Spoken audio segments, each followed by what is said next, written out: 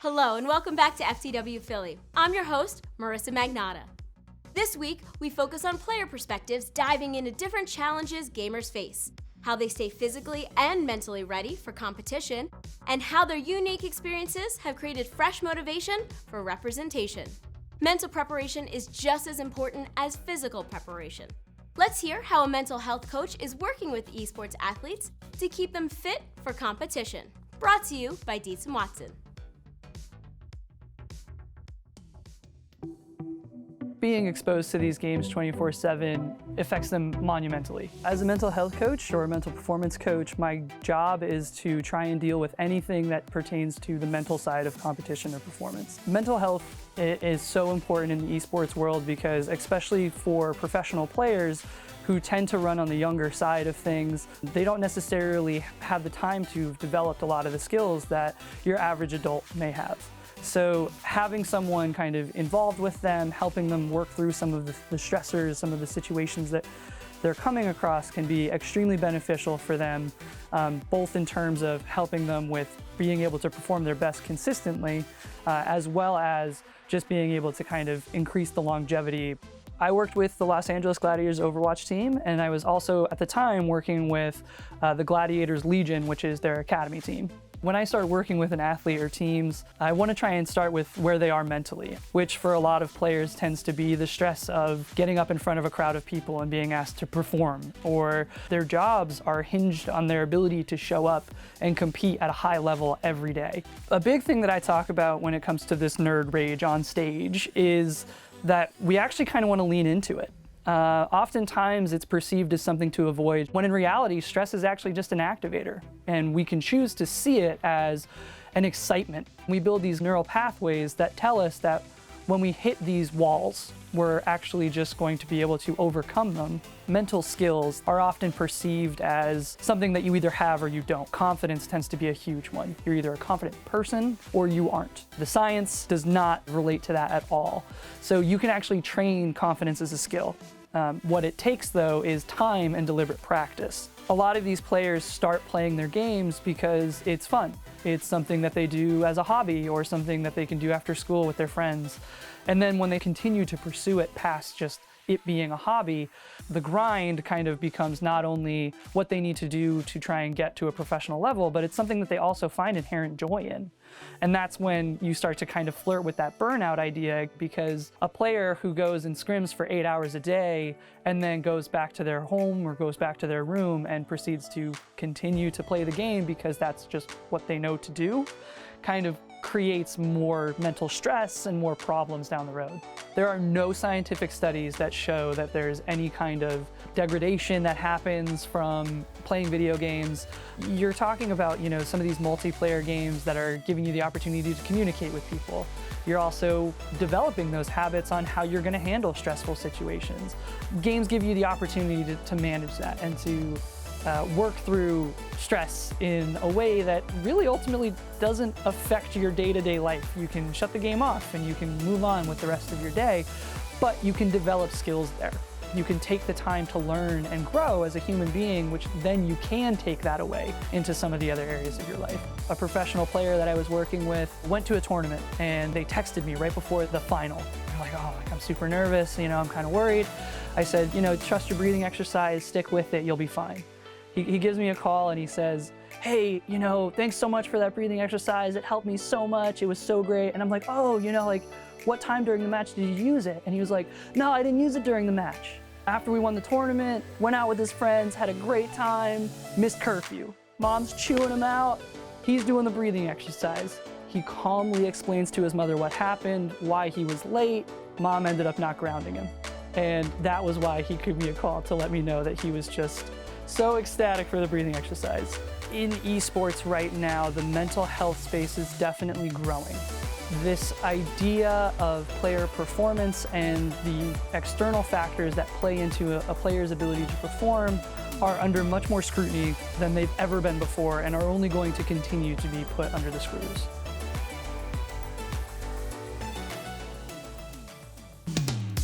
We've drawn comparisons all season long between traditional sports and esports, but the physical demands are more nuanced. Esports athletes definitely still need to train their bodies in order to have the stamina to game for hours while perfecting their craft. In this segment, we talk with a chiropractor that works with gamers on proper form, which keeps them ready for competition. Brought to you by Lebanon Valley College. I am Dr. Tyler Barton. I'm a chiropractor here at Epic Chiropractic in Northern Liberties, Philadelphia. And what we basically do is we're musculoskeletal specialists. So we have a hand in the rehabilitation or in kind of the resolving issues related to muscle strains, anything that's related to the joint, anything that's tendinous, ligaments, nerves. We try to do our best to fix the issue and then retrain the proper mechanics that allow you to move freely, do what you love to do without any pain or discomfort. As the esports scene continues to develop in Philadelphia, I would absolutely love to start setting up some sort of health programs for these in particular professions and people. They really need the care and they actually show great results when they're being treated. Gaming can affect the body, whether it's at a desk, playing from a computer, or being in front of a console and playing on a controller. We're in a compromised position as far as our posture is concerned. So a lot of the times we get tight necks, tight low backs, and wrists and hands tend to be one of more of the common injuries, or just overuse issues at the forearm musculature. I use the rule of thumb, for every 50 minutes you're seated, stand up for 10. It's actually just as bad to stand all day as it is to sit all day. A lot of people have this misrepresentation of people that are stuck behind a computer being forward like this all the time. Well, people that address their posture, their position, whether it's a lumbar support or a chair that's ergonomically friendly, those are the things that play a big role in maintaining people's health. It's not necessarily just the active side of things. It's more or less taking care of your body regardless of the position you're in. That all plays a role in the overall well-being of the athlete. If we do these things, we can really see our career take off as far as gaming is concerned. We can really see ourselves feel better. And this isn't just behind the console or at the keyboard. This is in everyday life. You see yourselves walking a little bit better, moving a little bit better, feeling a little bit better overall, getting better sleep. There's not this negative connotation that needs to be brought on by gaming. It's becoming a real world thing right now, and it's exploding by the minute. So we need to just have them address things like every other athlete. And if they do that, then they definitely have an opportunity to continue their career in a long and productive way. As we can see, esports athletes have a lot of mental and physical preparation for competition, in addition to just the gaming and practice. However, there's one gamer that continues to climb the ranks and doesn't let anything hold him back. Troy, otherwise known as Kiltron, is a disabled gamer that suffers from Duchenne muscular dystrophy. Let's hear what challenges gamers with disabilities face from Kiltron, why he loves gaming so much, and how he doesn't let the disability define him. I'd say fighting games are my favorite game because they've always made me feel like more able to do things that I wouldn't normally be able to do. Controlling my character and doing all the different moves, I think it's definitely an escape for me because I'm free to pretty much do whatever I want to.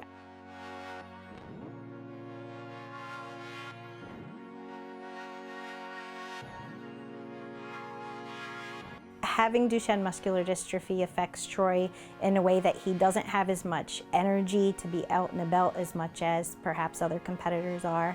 And it's basically limiting him to a point where he needs help in doing most daily living activities.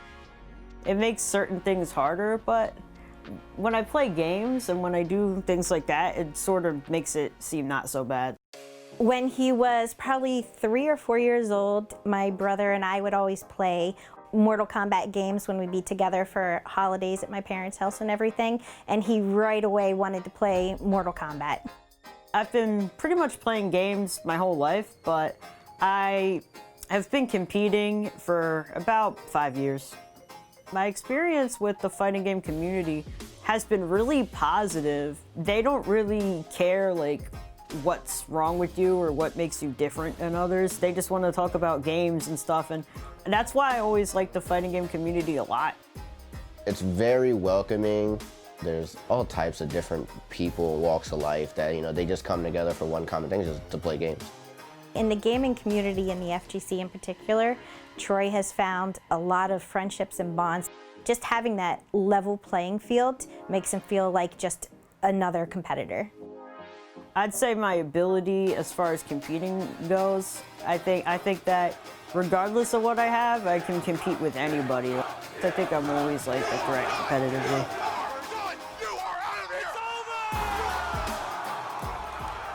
I feel like the esports community is definitely inclusive when it comes to disabilities, but I feel like when it comes to being able to get on stages for streams and basically other accessibility issues like where the setup's at, how close are they together, bathrooms, I'd say that the awareness isn't always there.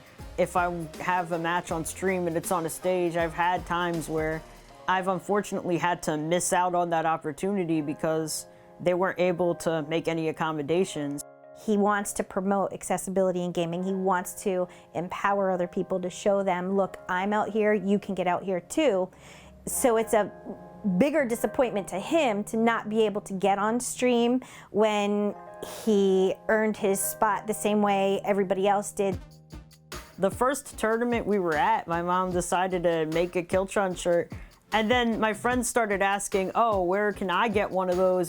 Hashtag Killtron, it's essentially like a movement that him and his mom started, just to spread the word. The shirts and the wristbands help represent, hey, I support accessible tournaments and accessibility awareness. I'm extremely proud of Troy for being able to empower other people and other competitors to come out and do what they really care about and do what they want to do. If you have a disability and you want to compete, don't be afraid to try because you can do this. I mean, I've been out here doing this for 5 years. If I can do it, then you definitely could. You can definitely get out and compete just like everybody else.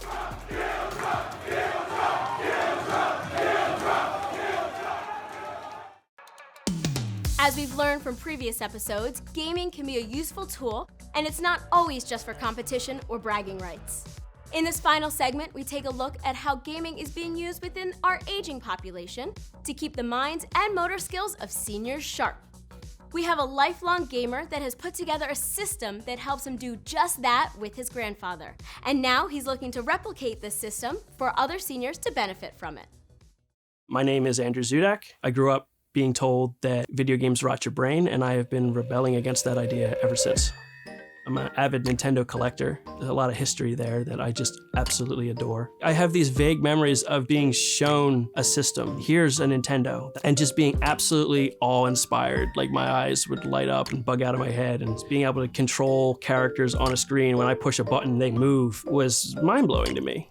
I remember seeing a promotion like, trade in your Nintendo 64, get the GameCube for X amount of money. And so I was like, oh yeah, that's gonna be a great deal. So I traded in the Nintendo 64 and all my games. It was right around that time that I actually was like, I wanna keep this stuff. I'm gonna be a collector. I wanna collect Nintendo games now.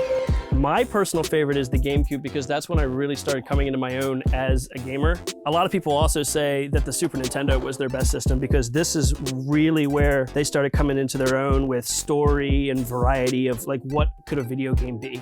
This is what I call my curiosity cabinet. Just random things that in some cases don't make any sense. Like you would say, oh, the Nintendo made this? How does this exist? Mario is Missing is actually a educational game where Mario gets kidnapped by Bowser and Luigi has to like travel all over the globe to find him. Look at this. Look at this cover. I love the thrill of the hunt, so to speak. It's easier than ever to build your collection buying things online, but I think it's a lot more satisfying for me anyway to stumble across something in the wild and say, wow, I can't believe I found this. So the games I find most often at thrift stores are Game Boy games. They are hard to find in box, so I make these custom cases and they look really nice. My greatest find was the 2 Zelda games. I saw them and said, oh my God, that can't possibly be what I think it is. And sure enough, 2 Zelda games, some of the best, in perfect condition. These actually worked in conjunction with each other. If you beat one, you would get a password that you could then take into the second one and unlock the true ending, which was a really cool concept at the time. My parents were never really interested in participating themselves. They wanted to make sure I was outside playing. I mean, everyone said, TV rot your brain, video games rot your brain. I never thought that was true because the games are so much more interactive. You're controlling Mario, you're controlling the car. So it's so much more of an interactive experience than TV. This Game Boy Micro is actually a present that I got from my grandfather, and it actually turned out to be one of Nintendo's rare items because it did not sell very well, but I adore this little thing. My grandfather was so sharp. He loved brain teasers and those tactile puzzles where you'd have to figure something out. I didn't have many opportunities to play games with him, but he certainly saw the value of games as a puzzle, as something to stimulate your mind with. He was the owner of his own business. When he retired, he spent some time teaching. After that, he moved on to volunteering at the Franklin Institute and then volunteering as a driver for cancer patients to get, from their homes to their appointments and such. Nintendo had just put out a game called Brain Age. Every day you do a couple of these exercises and it gives you a score, and it was meant to just keep your mind sharp. As soon as I heard about it, I was like, Pop-Up would love this. I tried to convince my mom that getting Pop-Up a DS was a good idea. I honestly didn't expect them to go for it, but they loved the idea. He really ran with it too. Like, he was using that DS longer than I used my own. Loved it. He absolutely adored that system. He loved to sail. He loved the beach. He loved the ocean. I absolutely loved seeing him steer the boat and teach us about all these different things. He loved teaching. Like, that was his world. We had noticed that his mental acuity, I guess, was declining and that he was forgetting things or repeating things he'd already said. Eventually, we did get the official word that he was diagnosed with Alzheimer's.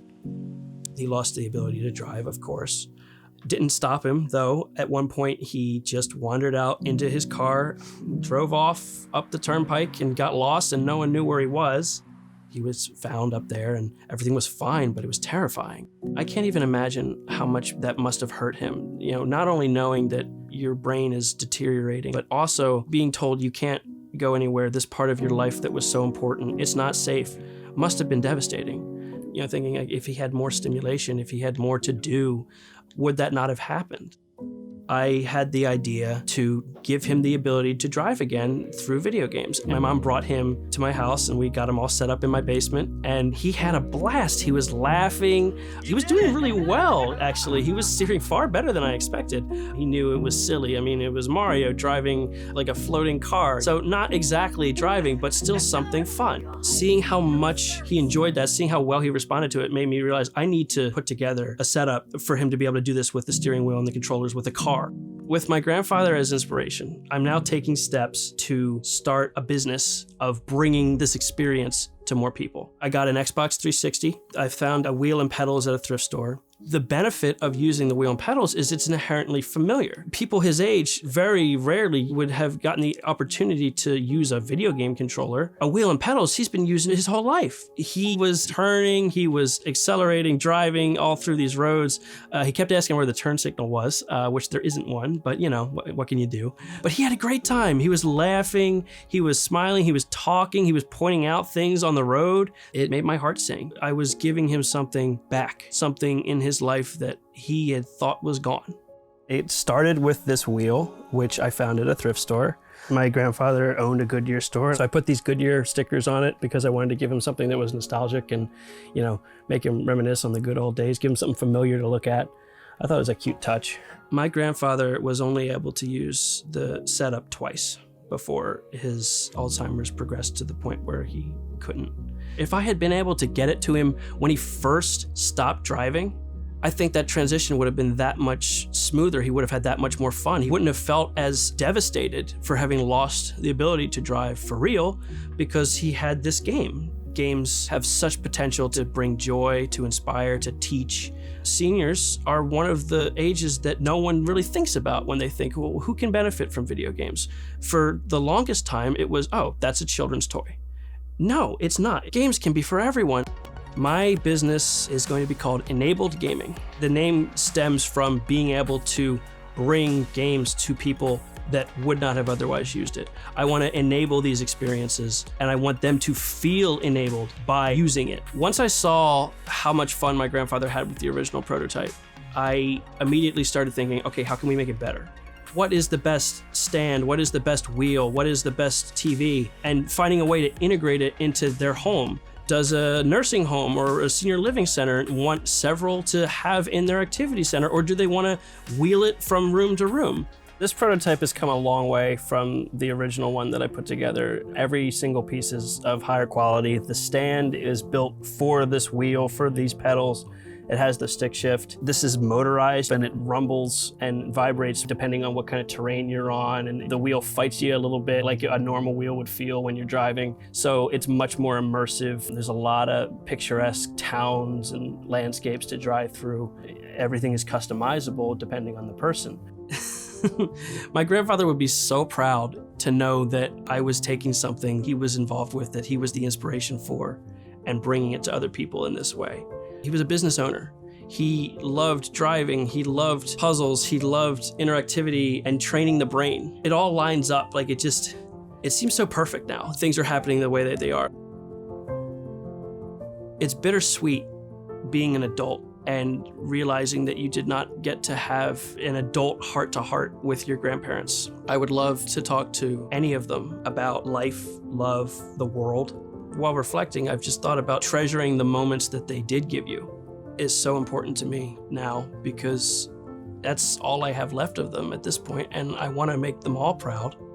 I want to say thank you. I would love to have spoken with him about all of this. I'd love to get some business insight, for instance. But at this point, I want to take this and run with it so that I can continue that sort of legacy.